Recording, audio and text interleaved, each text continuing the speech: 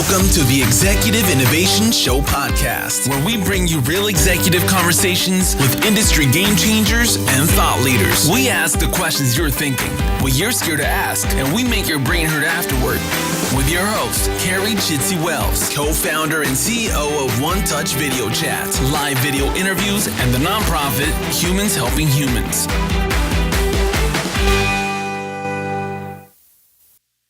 Hello, everybody, and thank you for joining today's podcast. This is part of our nonprofit series, and I have my co-host with me, Daniel Miller, who is the COO of Humans Helping Humans. Daniel, are we ready to talk about if child abuse is on the rise with the opioid crisis? Yes, Carrie, thanks for having me on. Great, and we have an awesome guest with us today that we're going to highlight. We have Daphne Young, who's the Chief Communications Officer of childhelp.org, America's largest and longest national nonprofit dedicated to the intervention, treatment, and prevention of child abuse. Daphne, welcome to the show. Thank you so much for having me. Well, great, Daphne. I want to start. You guys are a female-founded, I should say you ladies are a female-founded nonprofit story with childhelp.org that started many years ago and is super inspiring. I'd love you to just tell the viewers a little bit about how Child Help got started and a little bit about the founders. Absolutely. It's the one thing that really drew me to the organization initially, aside from the mission. So in 1959, these two amazing women met, and you hear a lot about sisterhood talk, but these two women live like sisters. They met when they were 19, and they still work together every day. They live in separate wings of the same house. They meet every morning for breakfast and dispatch themselves in the work of child help. So they're just super dedicated to each other in terms of just a deep friendship and mission together, and also to the organization. So when their husbands were with us, they would be in separate wings as well. They'd meet up for breakfast. The guys would go golfing, and the ladies would move on to do some amazing work every single day. So it's a pretty cool organization just from that standpoint. I mean, very few of us know of friendships that have lasted over 60 years. So they met on the adventures of Ozzie and Harriet, and they played the girlfriends of Ricky and David Nelson. So you had these two inspiring, actresses on the rise. And I think if you look on YouTube, you can find some videos of Yvonne Lime, which was her original name, starring in movies like Loving You with Elvis. And she dated him for a little while. So you see these innocent photos of the two of them and different scenarios. And it's like the young Elvis. I call it from the early stamp Elvis. And then she was in The Rainmaker with Katharine Hepburn. So nevertheless, these two women were on the rise. They were also in a bunch of great hot rod movies. So if that's your thing, they definitely had this sort of pinup flair to them. And they got chosen from a group of over 500 young starlets to co-host what was kind of a USO type show. And it was for the troops in Japan. And they were all excited because they thought, oh, it's fate. Nobody knew we knew each other, and we're best friends, and we got chosen for this to sing for the troops. And they were thinking it was some big fate, rise in their career moment. And it ended up being the thing that shifted them to the work that they do today. So there was a horrible typhoon in Tokyo. There was 11 mixed heritage orphans that they found on the street because, of course, they were told to stay in their hotel room. Don't leave. If you meet these ladies, they're a little bit minxy. They're a little bit vixen-like. They're a little wild. They do anything. They crash down doors to get stuff done for us, but they also are a little bit feisty when it comes to, if they're told no, that's just step one for them. So they are roaming around the streets of Tokyo. They find these children, and they smuggle them into their hotel room because they find out they have no mother, no father. And it was a case, and at the time, they were essentially thrown away by both cultures. So you had the Americans saying, well, they're not our problem, and the Japanese saying, well, they're half American, that they are your problem, and so no one took care of them. And that's kind of the nexus of child help. They started with these 11 kids. They ended up trying to establish an orphanage before they left, get them a place where they could stay. They found a place. They started fundraising. And there's a great movie called For the Love of a Child that features this whole story, and it's regularly broadcast on the Lifetime Network. But that started child health. That's sort of the beginning of who we are today. And it's like 10.5 million kids later. Here we are. Wow, that's amazing. You guys have done such amazing work, and want to get into that a little bit more. But want to talk about, we've had a lot of experts on the show. We've talked a lot about the opioid crisis, and a lot of the experts have really talked about the trickle effect of how this has really trickled down to child welfare and child protective services and child abuse cases and so forth, and more kids going into foster care and group homes and so forth. You guys have the child abuse hotline, the largest out there, taking calls from, all walks. Have you seen an increase in calls or, OD drug related calls or things like that? What are you seeing from your side? We're definitely seeing the opioid crisis deeply impact the work that we do. For example, through the Child Help National Child Abuse Hotline, the top 3 states that call per capita are Missouri, Arkansas, and West Virginia.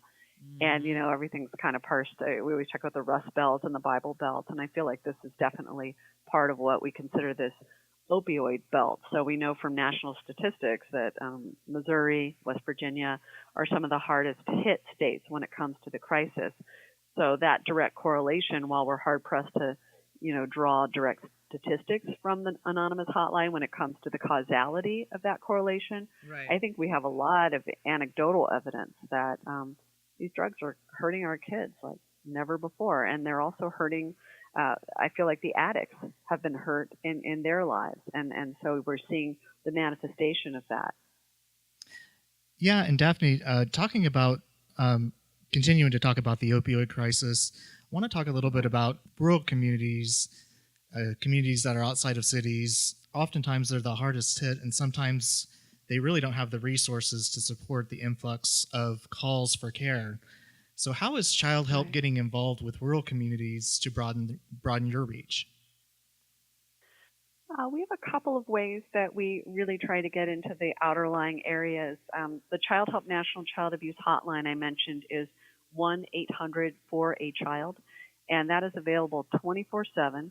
We have professional crisis counselors who are available day and night throughout holidays. There's always somebody on that line who can pick up the phone and talk to any individual about resources they need. And we do find a lot of calls coming from rural communities for those very reasons we've described. Hearkening back to the opioid crisis, we know that 2/3 of people in treatment for drug abuse reported being abused or neglected as kids.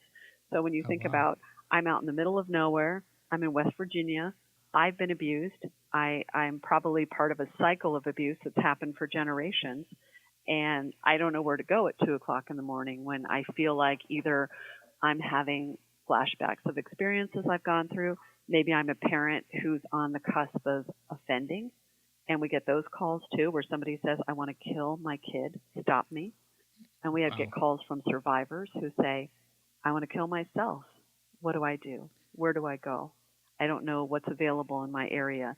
And trying to get the closest services available to these folks, sometimes just being a listening ear.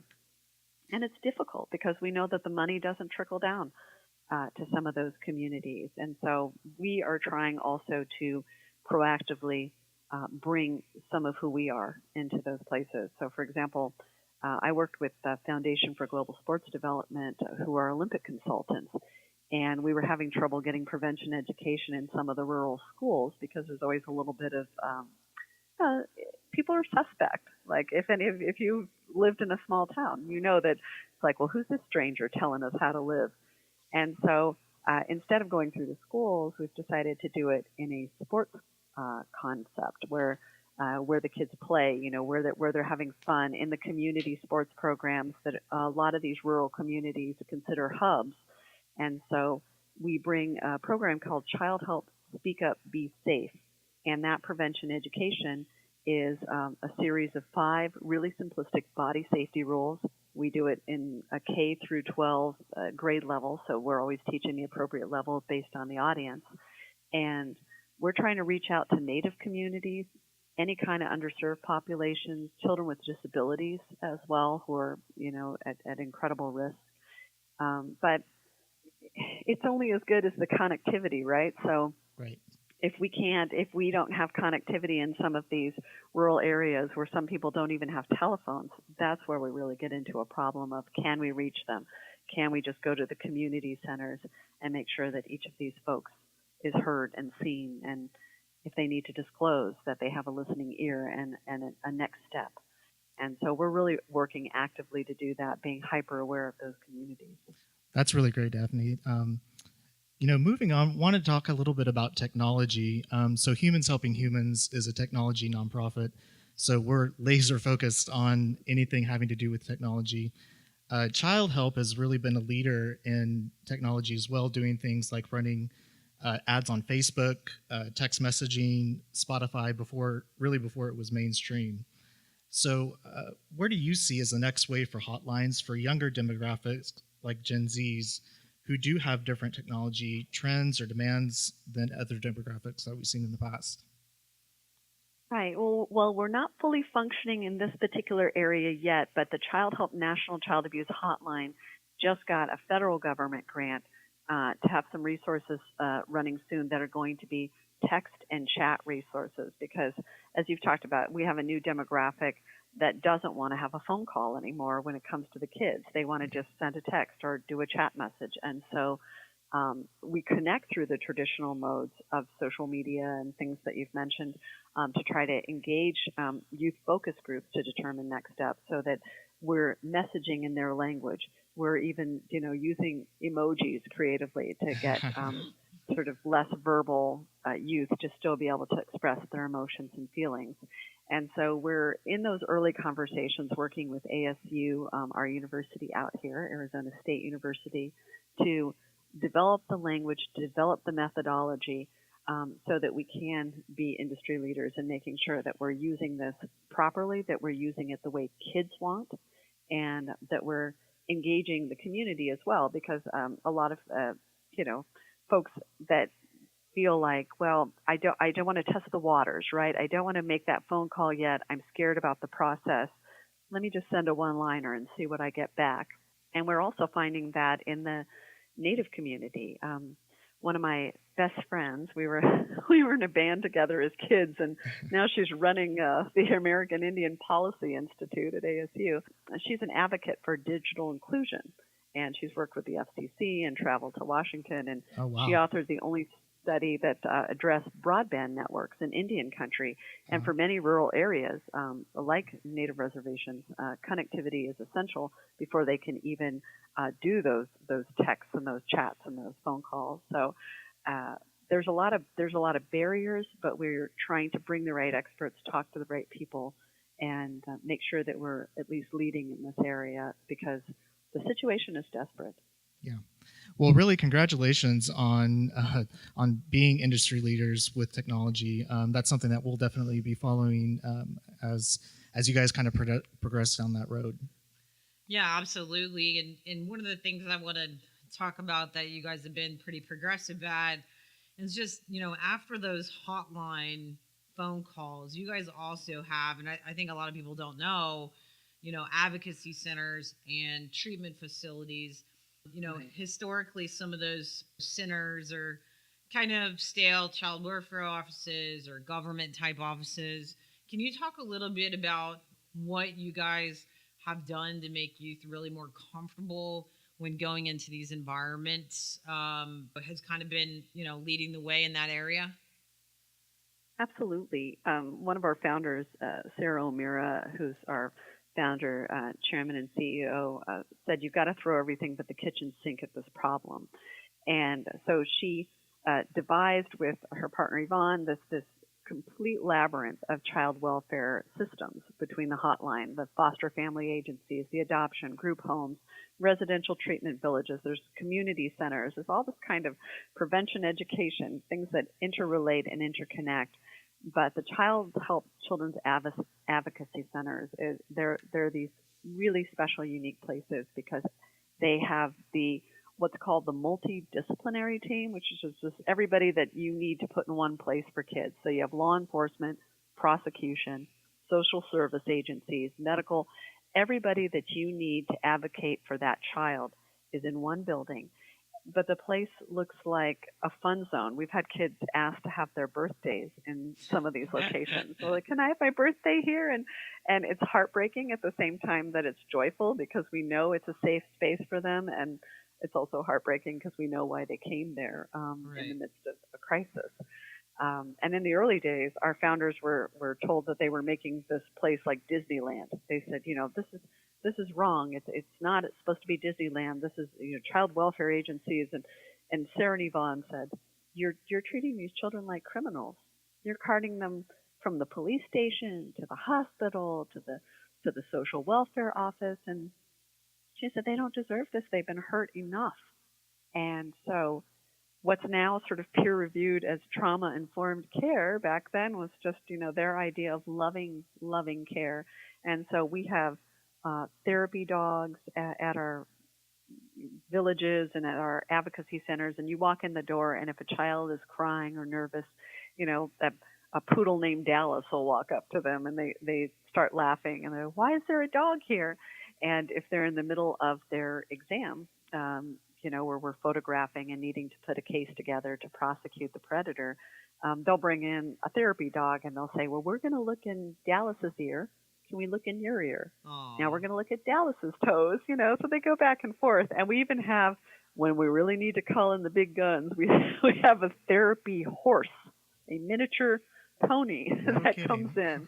And every Thursday we have a miniature pony day, and the kids that are regulars that come in for their therapeutic counseling sometimes don't want to tell their story and say, well, can you tell Lyric your story? And you have a little pony with rhinestone hooves, and of course they awesome. tell all to the pony. That's awesome. I think Daniel and I want to come. I What day's the pony? Let's go on pony like day. I said, it's a joyful place, even though we know why the kids are there. People often come away and they said, I thought I was going to be incredibly depressed to come to a place where children are in the middle of crisis, and everybody's laughing and smiling. And she said, a lot of people that goes just say, it's not what I expected. Yeah, no, that's awesome. And one of the things you said earlier really resonated with kind of the generational effect. And so with kids that are, have been abused and are going in and, coming into your facilities and others around the country, that kind of spurs off mental health issues, right? And whether it's depression or anxiety or, anything else. And obviously it goes from generation to generation if not treated properly. And we had a youth mental health infographic come out a few weeks ago, and some of the stats were mind-boggling to me that 75% of youth mental health illness began before age 24, and that, currently today, 8 out of 10 teens that have anxiety, aren't getting treatment. And I would suspect that obviously with child abuse victims, those numbers start to go up of mental health kind of being a huge part of that treatment, to not kind of repeat that cycle and to know how to cope with it as well as prevent it from happening again. And we debate a lot on this podcast and coming from a progressive founded nonprofit, I'm sure you have some opinions on kind of the traditional child mental health model, traditional office type therapy and so forth. Some of those triggers, how is the traditional model today? There's probably a million areas we could talk about for hours that need help, but in your mind, what's kind of missing on that, being able to repeat that, that cycle and keep folks in therapy? Well, I would say, this month I attended the 5th annual ACEs Summit, Becoming a Trauma-Informed State. And as you know, ACEs, adverse childhood experiences, can actually give you an average life expectancy of 2 decades shorter than those who don't have some of these, horrific early starts. And the keynote speaker there was this fellow Dr. Bruce Perry. He's a fellow of the Child Trauma Academy and a professor at Northwestern. And what I'm going to say is probably not terribly popular, but he described our very well-meaning, loving, kind social systems filled with great people as a one-size-fits-all solution that is essentially, in his words, he said, trying to build a house with one tool. And so essentially anything that anyone tells you with any authority about mental health is working usually with a very limited sphere of generalizations. And, whatever available science we have, healthy doses of conjecture. And so every simplification that you hear about brain science is untrue because we're such complex beings. As we sit here, as we're talking, every single minute, our brain is having 2.5 quadrillion depolarizations a minute. So, our brains are pretty wired up to be responsive to so many things that we can draw correlations and we can make educated guesses on how we do all of this treatment. But until we move towards that trauma-informed, holistic, societal thought process on mental health, we are always going to be putting Band-Aids. Now, child health, like I say, we have this labyrinth of all the programs. We have concepts for how to do this on every block, but most states have very limited services, or like you say, it's this straightforward CPS model. We know how that works. It's a foster care model. We know how that works. And what we know from a lot of the brain science is that, we can chart some of the things that we think impact our mental health. Like you can draw a line between the cortex and guilt and shame, or the limbic system and substance abuse issues, per the opioid discussion we were having earlier, or the cerebellum and depression and brainstem, core trauma, all of that stuff. But the majority of what triggers us is remarkable to us. So if you think about anything that upsets you or sets you off or pushes your quote-unquote button, it's really unique to you. And so we have these basic things that we know, like there are 3 basic things that we know influence your future health and well-being. So you have, your intrauterine insult, and that takes us back again to your focus on opioids, that drug in the womb scenario. Then you have the disruption of primary caregiving, and we see a lot of that going on, children being taken from families, and the way that you order a childhood from age 0 to 2 is really essential in there. And then adversity and trauma. So Dr. Perry's assertion at the end of the day was that our misunderstanding of children who have been traumatized is essentially feeding a school to prison pipeline, and that's terrifying.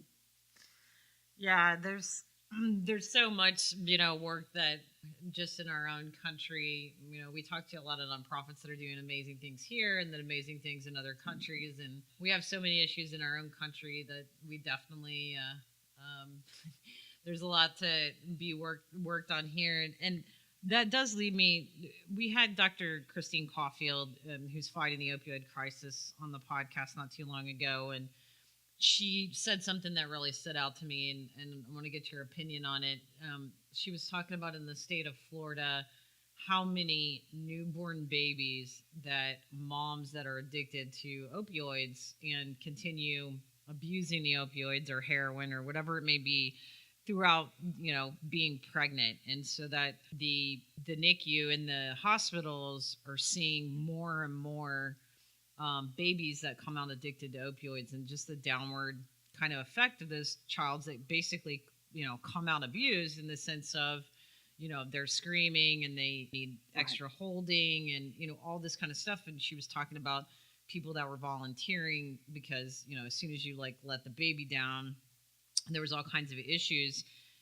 How is that going to, and we don't have an attorney on today's podcast, but I'm assuming that's a form of child abuse, right?